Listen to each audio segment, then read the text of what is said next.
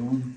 So the Crimes is back and we're going to be doing a close-up of the Suzuki stand for Motorcycle Live 2024.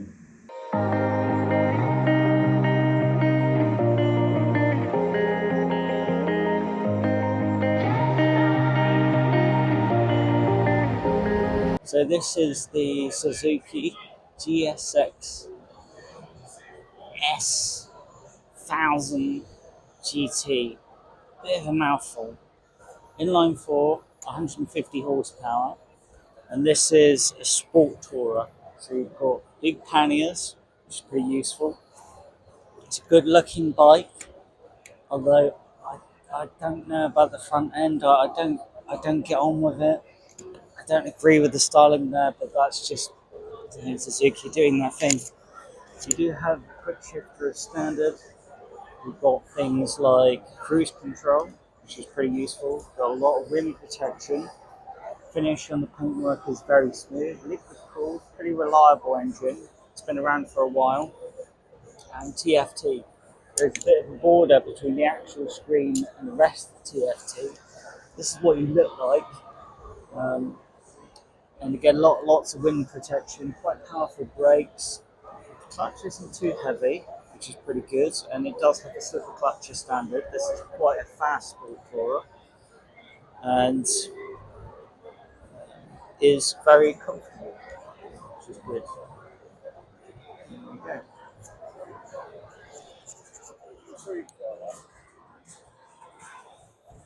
So this is the Suzuki DR4ZSM. It's a very long, complicated name. But it's, I think of this as both an off-road and an on-road bike. So it is supermoto sort of style. You can't really get both your feet down. You have to be like this, or you have to be like this. Switch gear is pretty basic. There would be for a 400cc bike. And clutch is really lightweight, wicked light. And so that's pretty good. And it makes you think it's like a hydraulic clutch, it's so light. Fuel is pretty easy to get to. The oil cap is a lot like, if you've ever had a Yamaha XT660, some of the fuel is stored in the, some of the oil is stored in the frame, and some of the oil is stored in the engine. So this makes it a little bit awkward to get to.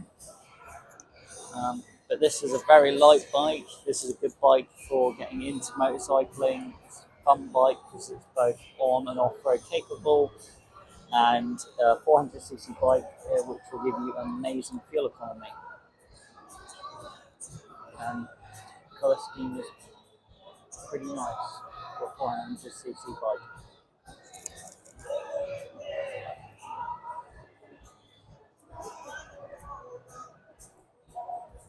So this is the modern day Suzuki Katana. It's about 150 horsepower. So inline 4. Colour looks fantastic. LED lights all around. And this is the cockpit. Fairly generous TFT display. Controls are pretty simple. You've got different modes, so different fuel maps to choose from. Indicators, possibly a shift light. Starter, key goes in there. Fuel cap is easy to get to. Blue looks very nice. And this is like just a naked bike, you know. I think it must have been quite hard for Suzuki to try and reimagine the katana in a modern day form. It's got some nice lines to it. Liquid cooled, should be pretty reliable. Gold forks and Brembos up front. but no wind protection. So you will get a lot of buffeting on this. But that's just part of having a naked bike.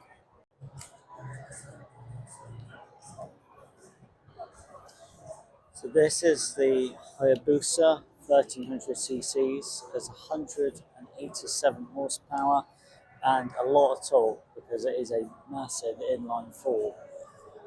Seat is fairly soft. This is the anniversary edition, which is why it's got this particular paint scheme. Um, Paintwork is very soft. Paintwork feels very good. Think of this as like a dragster bike. Think of it like that. You've got things like different modes to choose from. Starter, switchgear feels absolutely fine. You've got an analog rev count, analog speedo, analog fuel gauge, analog temperature gauge. So like a race bike, you do feel like you're on this massive, great big dragster. You do get a shift light. You can actually see little micro scratches in the instrument cluster, and this is like brand new. A lot of aerodynamics, a lot of wind protection. Um, this isn't meant for touring or anything like that. You've got two exhaust pipes, and you're in a pretty comfortable position like this. There is quite a long bike, so be careful of that. And it's a nice place to be.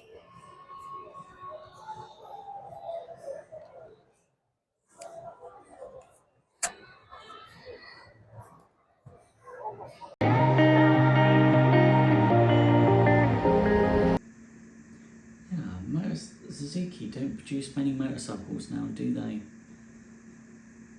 But hey.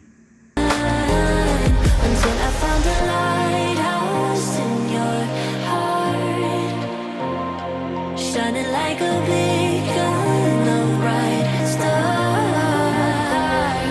I was alive, wandering far, until I found a lighthouse in your heart, guiding me out the door. Thanks for watching. Let's have a cup of tea.